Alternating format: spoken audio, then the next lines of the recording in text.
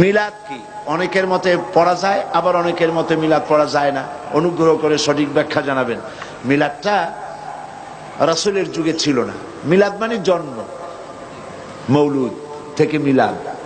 তখন এই মিলাদটা রাসূল করিম সাল্লাল্লাহু আলাইহি ওয়াসাল্লামের জন্ম বৃত্তান্ত।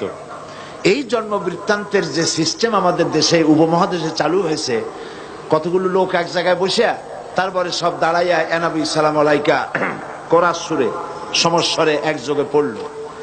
এইটা রাসূলের যুগে ছিল না, এটা সাহাবায়ে কেরামের যুগে ছিল না, এটা তাবিঈনদের যুগে ছিল না, এটা তাবিঈনদের যুগে ছিল না। এখন আপনারা মনে করেন যে কোন জিনিসে খুব সওয়াব আছে এমন কোন জিনিসকে রাসূলুল্লাহ আমাদেরকে জানান নাই, সাহাবায়ে কেরাম আমাদের জানান নাই। আপনারা কি এই ধরনের বিশ্বাস করবেন? এরকম বিশ্বাস করবেন? যাতে সওয়াব আছে রাসূলুল্লাহ সব আমাদের জানাইছেন, সাহাবায়ে কেরাম আমাদের সব জানাইছেন। তো মিলাদে যদি সওয়াব থাকবে তো রাসূলুল্লাহ বললেন না কেন? সাহাবীদের চাইতে আমরা কি বেশি রাসূলুল্লাহকে ভালোবাসতে পারবো? জবাব দেন, পারবো? তো যদি এইটা রাসূলুল্লাহর ভালোবাসার কারণে হয়, তাহলে সাহাবীরা কেন মিলাদ পড়েন নাই?